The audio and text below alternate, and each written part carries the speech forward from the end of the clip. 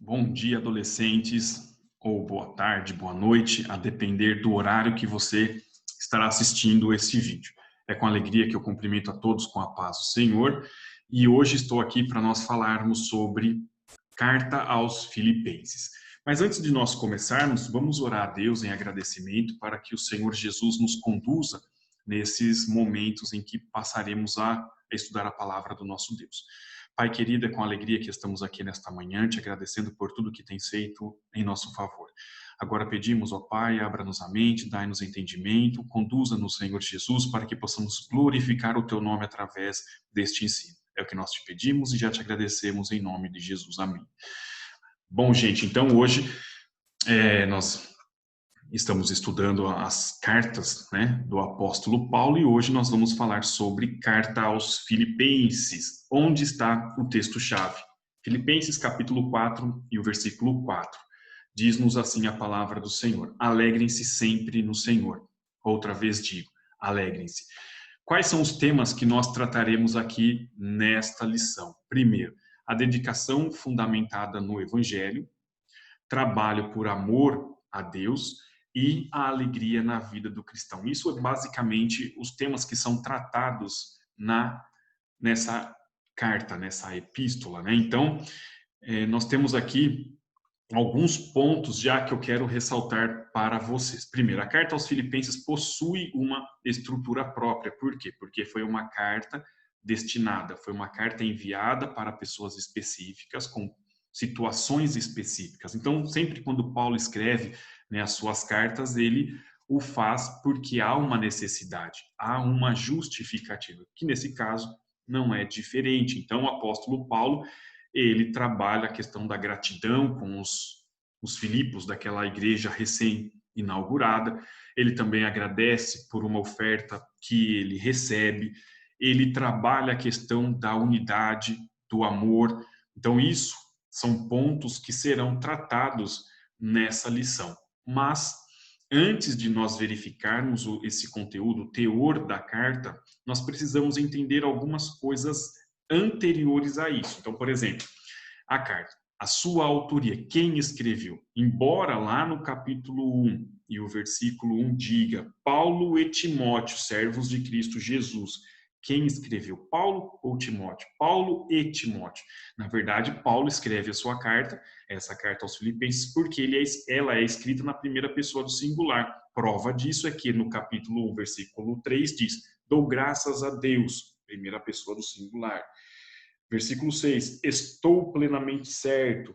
Versículo 12, quero ainda, irmãos. Então, veja, essa carta ela é escrita na primeira pessoa do singular, ou seja, foi Paulo quem escreveu essa carta. E Timóteo? Timóteo era o seu jovem auxiliar, né? Então, nós temos a autoria da carta e, segundo, nós precisamos entender, né, os destinatários desta carta. Então, os destinatários dessa carta eram os chamados filipenses, né? Ou seja, eles moravam na cidade de Filipos. Então, a princípio nós vemos que o apóstolo Paulo escreve essa carta a todos os santos em Cristo Jesus, inclusive bispos e diáconos. Somente isso que trata a carta de uma forma geral, mas também, e sim, de uma forma geral a todos os santos, a todos que estão em Filipos, mas também lá no capítulo 4 nós vemos que o apóstolo Paulo também teve o conhecimento, né, que havia duas mulheres que estavam se desentendendo, né, estavam se estranhando ali, conforme o capítulo 4 do versículo 2 de Filipenses, elas não estavam na mesma, digamos, na mesma vibe, né, elas não estavam no mesmo modo de pensar, havia uma certa divergência. Então Paulo, no capítulo 4, versículo 2 diz assim, ó, vamos lá, Paulo 4 e 2 diz: rogo a Evódia e rogo a Sintique, pensem, né, tenham o mesmo modo de pensar. Então, veja, havia um problema específico, um problema pontual ali que Paulo precisava resolver. Então, ele pede para que essas duas irmãzinhas lá estivessem em unidade, né, estivessem em sintonia. Isso é importante? É muito importante, né? Paulo fala isso porque o êxito da igreja, A vitória do trabalho na igreja depende da harmonia, depende da unidade.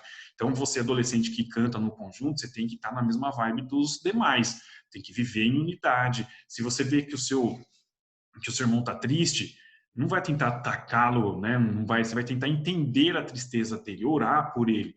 Né? Se você vê a pessoa alegre, você vai se alegrar porque ele também está alegre. Se ele está triste, você vai orar para que Deus tire aquela tristeza do coração daquela pessoa. Então, na igreja, quando Paulo escreve, uma das advertências, um dos pontos importantes dessa carta é justamente a unidade. É isso que nós vamos trabalhar também nessa carta. Tenhamos sempre o mesmo modo de pensar, certo? Então, isso é muito importante. Então, havia um desentendimento entre essas duas mulheres, então Paulo já aproveita, deixa e fala, gente, vamos ter o mesmo modo de pensar. E veja, antes de começar a carta, antes de tratar desse assunto específico, Paulo ele já fala sobre isso, né? Que nós precisamos ser participantes da mesma graça de Paulo. Então, veja lá, por exemplo, né?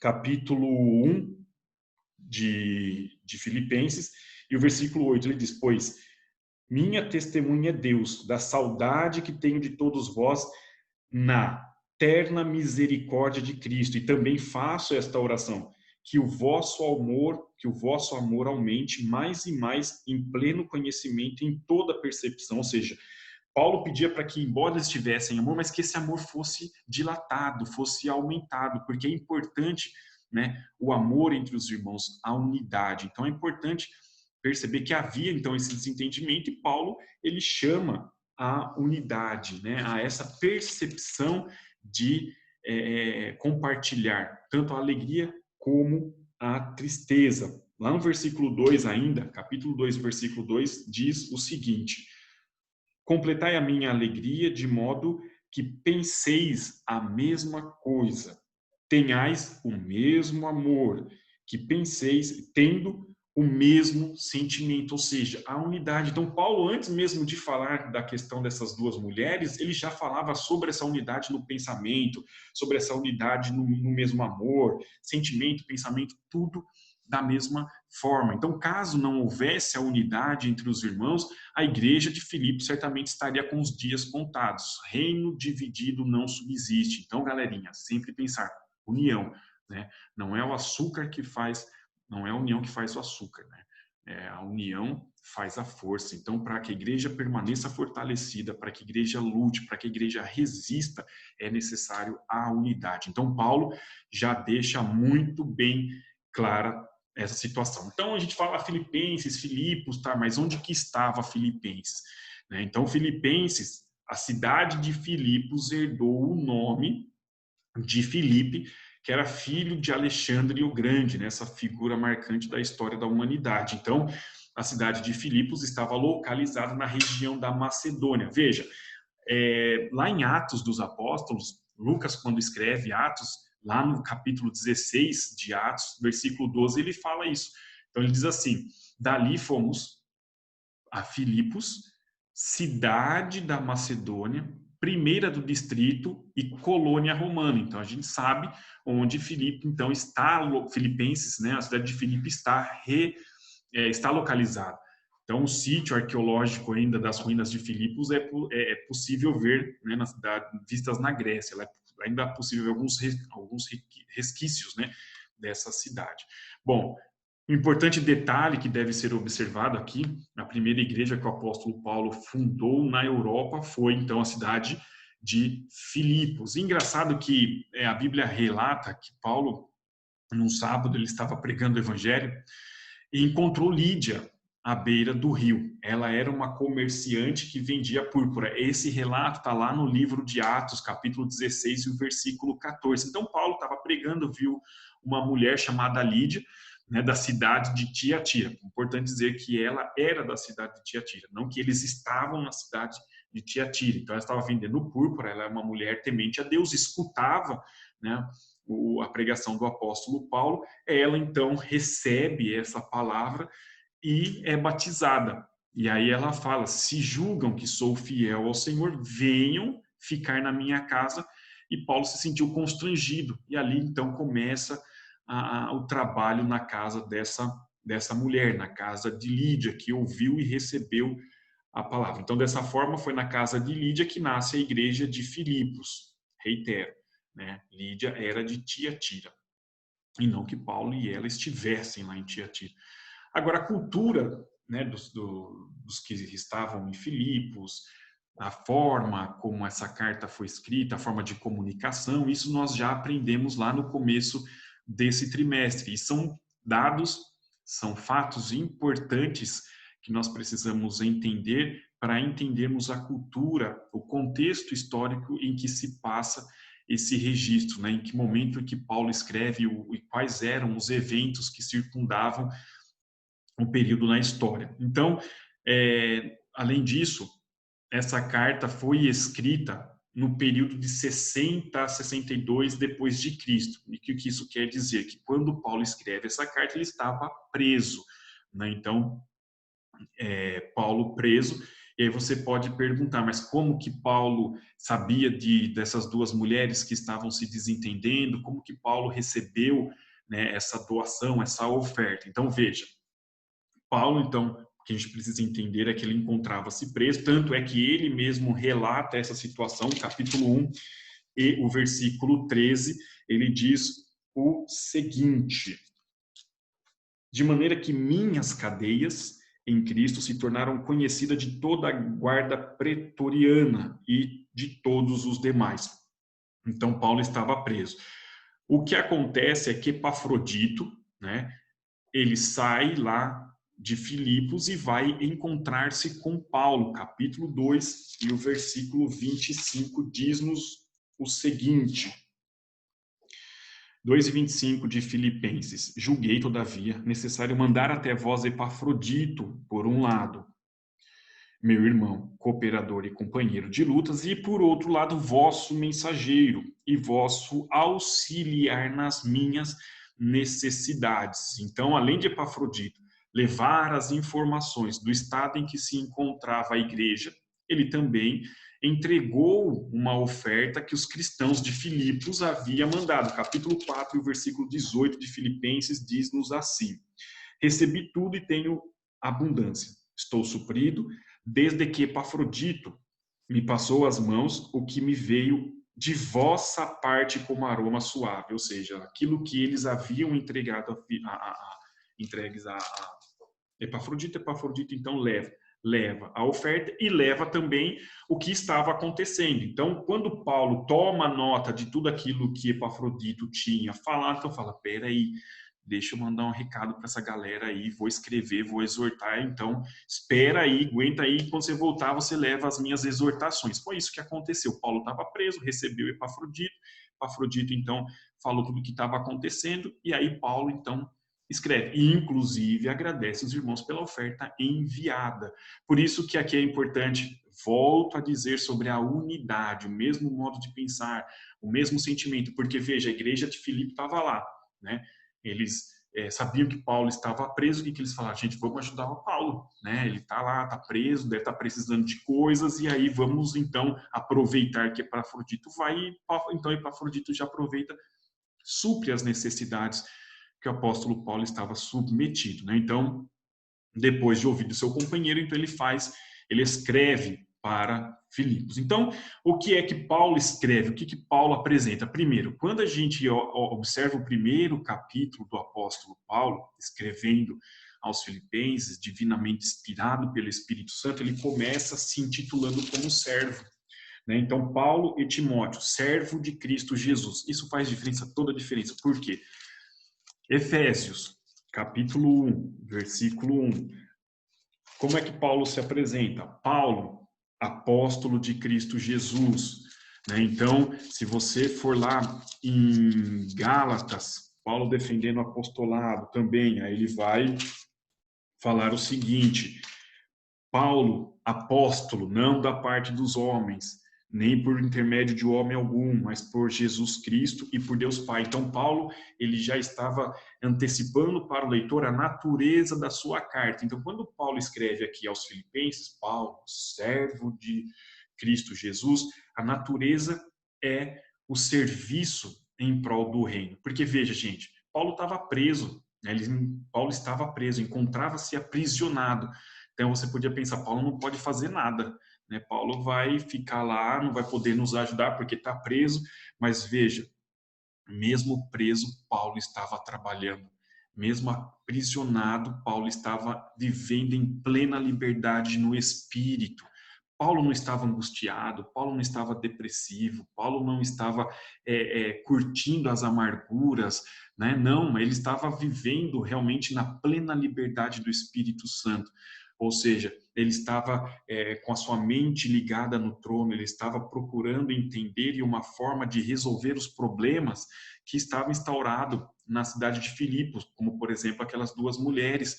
Então, veja, mesmo aprisionado, Paulo encontrava-se liberto, estava livre no seu espírito, né? Então isso é muito lindo, é um exemplo que nós devemos abraçar, ou seja, trabalhar para o Senhor não é somente quando estou na igreja, ou tocando, ou na recepção, né? Ou ajudando os irmãos, não. Eu consigo trabalhar na minha casa, orando a Deus, mandando e-mail para os missionários, ofertando ao Senhor. Então, eu posso trabalhar de todas as formas, não apenas fisicamente na igreja, mas no meu espírito, comunicando a Deus a necessidade dos irmãos. Veja, nesse momento que nós estamos vivendo de pandemia, quantas pessoas, né, estão sofrendo. Então, você tem a oportunidade de levar 1 quilo de alimento não perecível para a igreja, você está trabalhando para o Senhor, né? Você vê a necessidade dos missionários, você está orando pela necessidade deles, você está trabalhando para o Senhor. Então, veja, você está ofertando, você está trabalhando. Então, Paulo estava preso, mas trabalhando, né? Então, isso glorifica o nome do Senhor. Então, o grau de comprometimento do apóstolo Paulo, né, com o progresso, com a anunciação do evangelho, ele passava, né, todas as estruturas, não limitava a prisão. Paulo, mesmo preso, ele evangelizava, ele estava focado no crescimento do evangelho, né? Então, ele não estava, né, se importando com a sua condição física, porque a sua mente estava em Cristo Jesus. Glórias a Deus por isso. Então, a oração, ela é a chave muito importante, porque lá em Tessalonicenses, cidade de Tessalônica, quando Paulo escreve, capítulo 5, versículo 17, ele diz: orai sem cessar, orar sempre, orar sem desanimar, orar enquanto você pode, ou seja, a oração é a comunicação nossa com Deus. Então, você não é vou orar quando estiver na igreja, você chega na igreja, ora, fiz a minha oração. Não, a oração é uma comunicação contínua com Deus. O êxito do apóstolo Paulo em todas as suas jornadas, em todas as suas tratativas, ela se deu debaixo do doce e necessário hábito da oração. A oração é um ministério, a oração é um serviço. Você precisa desenvolver o hábito da oração. Isso é muito importante, né? Então, o cristão, ele tem que pensar o seguinte: ele deve, né, comportar-se diante das aflições, superar as adversidades, sempre orando e buscando a presença de Deus, porque é Cristo quem nos dá a alegria necessária para viver. As misericórdias do Senhor, elas são novas todas as manhãs. O Senhor é quem nos renova, o Senhor é quem nos dá a esperança. Então, isso é muito importante. Então, o apóstolo Paulo, quando escreve a sua carta aos Tessalonicenses, a sua primeira, porque são duas, na primeira carta, 5:17, ele diz: orai sem cessar. Então, a oração é entregar a mente e o coração totalmente ao Senhor, pensando no reino celestial em todo o tempo. Então, a oração foi um requisito fundamental para o êxito do trabalho do apóstolo Paulo. Tanto é que o apóstolo Paulo, escrevendo a sua primeira carta aos Coríntios, capítulo 10, e o versículo 31, ele diz o seguinte: portanto, se vocês comem ou bebem ou fazem qualquer outra coisa, façam para a glória de Deus. Ou seja, tudo que formos fazer, tudo que estamos fazendo, eu preciso pensar, isso glorifica a Deus? Então você está ouvindo uma música, né? O pessoal fala, mas é pecado ouvir música, é pecado fazer isso, é pecado fazer aquilo outro, enfim. Você tem que pensar, isso glorifica a Deus? Essa comida glorifica a Deus, né? Essa roupa glorifica a Deus? Essa forma de conversa glorifica a Deus? Então você sempre tem que pensar nisso. Se a minha conduta, se o meu ato glorifica a Deus. Paulo sempre pensou nisso. Será que o que eu estou fazendo está glorificando a Deus? E ele, ao escrever para a cidade de Colosso, aos Colossenses, capítulo 3, versículo 17, ele diz ainda: e tudo o que fizerem, seja em palavras, seja em ações, né, façam em nome do Senhor Jesus, dando por ele graça a Deus Pai. Então, é por palavra, pensamento, ação, façam em nome do Senhor Jesus. Seja um instrumento para a glória de Deus. E então você viverá de forma plena, você terá contentamento, porque Cristo irá preencher o seu coração. Isso é muito importante. Então, dessa forma, nós podemos observar o quão importante a oração é para o apóstolo Paulo, quão importante foi, não somente para o apóstolo Paulo, mas para o próprio Senhor Jesus, nos deixou o exemplo da oração, né? Quantos relatos de milagres que aconteceram na Bíblia porque pessoas se propuseram a orar. Ana, né, ela conseguiu ter Samuel. Samuel veio por fruto da oração. Daniel também orava 3 vezes ao dia. Então veja, a oração foi marco importante na vida de grandes pessoas na Bíblia e tem que ser na nossa também. Então, se nós quisermos construir, né, uma comunicação inabalável, se nós quisermos construir um relacionamento íntimo com Deus, o primeiro passo é a oração, é a comunicação com Deus. Então precisamos desenvolver esse doce e necessário hábito da oração.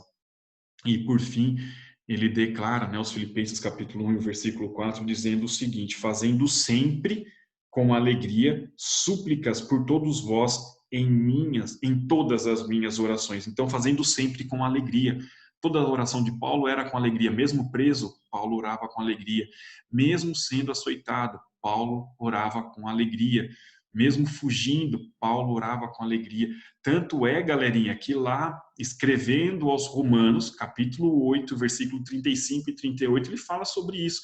Ele diz assim, 8, 35 ao 38, ele diz: quem nos separará do amor de Cristo? Será a tribulação, ou a angústia, ou a perseguição, ou a fome, ou a nudez, ou o perigo, ou a espada? O que pode me separar do amor de Cristo? Porque eu estou bem certo, Paulo dizendo, que nem a morte, nem a vida, nem os anjos, nem os principados, nem as coisas do presente, nem do porvir, nem os poderes, nem a altura, nem a profundidade, nem qualquer outra criatura poderá nos separar do amor de Deus que está em Cristo Jesus.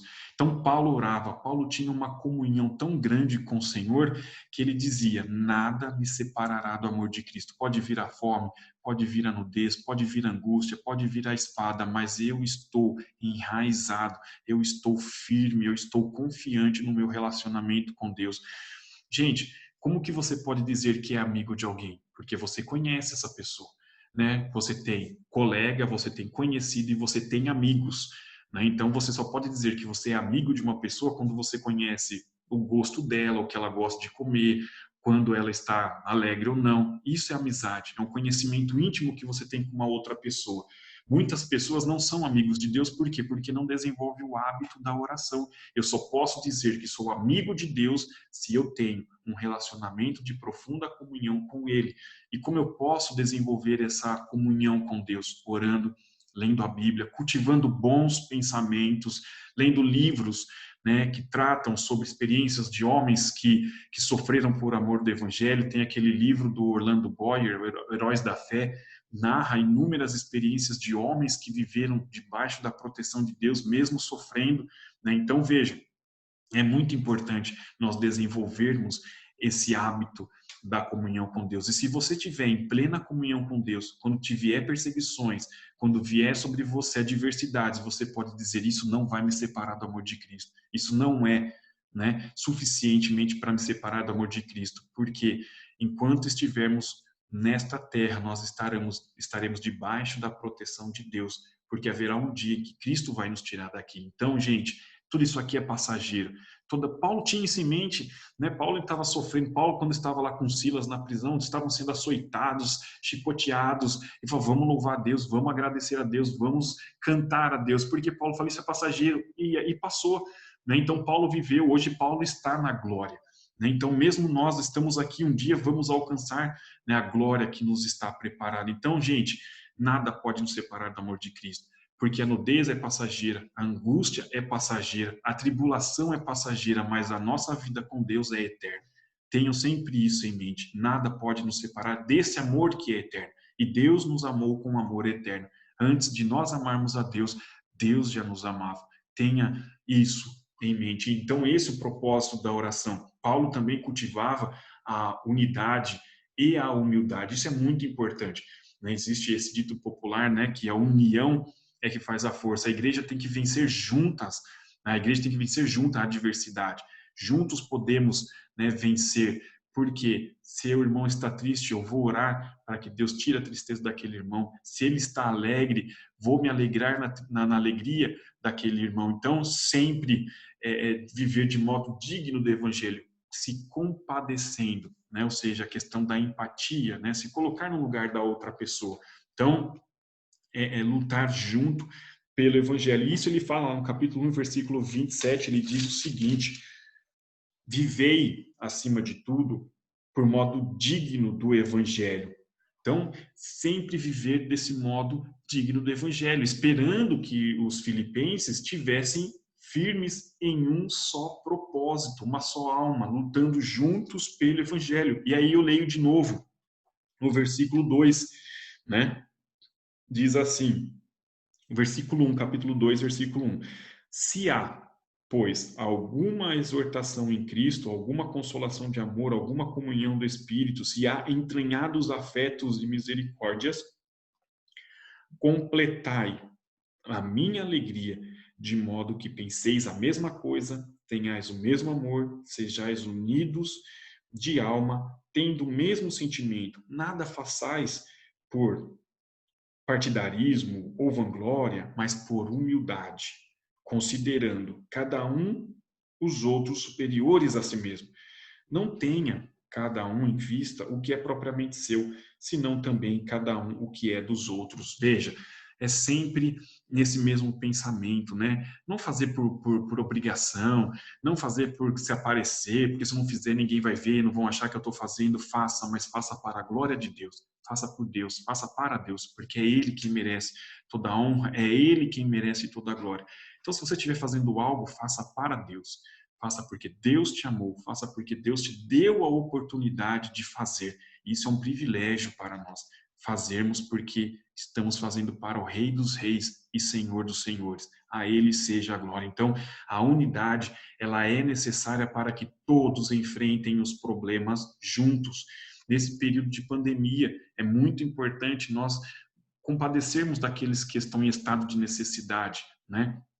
Isso é muito importante, enfrentar os problemas juntos. No caso, o apóstolo Paulo, as perseguições contra a pregação do evangelho, que estava em franca expansão. Os filipenses tinham recebido o encargo não apenas de crer no evangelho, mas sofrer também pela graça que foi dada por Cristo Jesus. Então, a carta tinha a finalidade de exortar os filipenses, né, a compartilharem do mesmo sentimento, para que unidos vivessem, né, e vencessem, né, essas adversidades. Então, a unidade vai além do conceito de que todos os crentes devem ter o mesmo pensamento, viver nos mesmos assuntos, concordarem nos mesmos temas, mas a unidade do cristão é cultivar aquela que é encontrada na Santíssima Trindade, a diversidade na unidade, vivendo sempre da mesma essência, do mesmo amor, do mesmo sentimento, do mesmo pensamento. E então a igreja segue triunfante, porque tem o mesmo modo de pensar, vivendo unido, né? Unido, sempre compartilhando das necessidades, das aflições, orando sempre uns pelos outros, né? Então, a unidade que Paulo destaca é justamente a bondade e a misericórdia dos filipenses. Então, gente, essa lição, ela visa tratar justamente sobre a importância que Paulo deixou para a igreja de Filipenses, essa exortação, e que para nós também ela deve ser observada, ela deve ser praticada, porque Cristo morreu por nós e nos deu exemplo de amor maior, né, que é viver sempre alegre, não deixar se abater pelas adversidades, sempre orando a Deus para que a nossa mente esteja realmente ligada no trono da graça, tendo por Cristo suprir todas as nossas necessidades, demonstrando a gratidão, né? vivendo de forma plena, porque através disso, o nome do Senhor Jesus, ele segue sendo glorificado para a glória de Deus. Então, gente, fica aqui essa lição, que nós possamos aprender, para que nós possamos glorificar a Deus, né? Então, vamos agradecer a Deus com uma oração, né, de gratidão ao Senhor por esses minutos que nós tivemos juntos. Senhor Deus e nosso Pai, nós já te agradecemos por este momento. Senhor Jesus, por esta palavra. Agora pedimos a Deus, capacita-nos, ensina-nos, ó Pai, a vivermos de forma que possa agradar ao Senhor, de forma como é digno do Evangelho, que possamos viver em unidade, compartilhando do mesmo sentimento, do mesmo amor. Senhor Jesus, que tenhamos, ó Pai, os mesmos pensamentos para a glória do Senhor, porque somos igreja, Pai querido.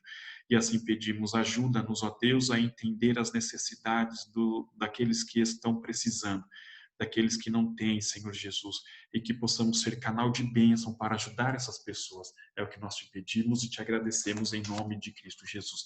E assim eu agradeço essa rica oportunidade em nome de Jesus. Amém.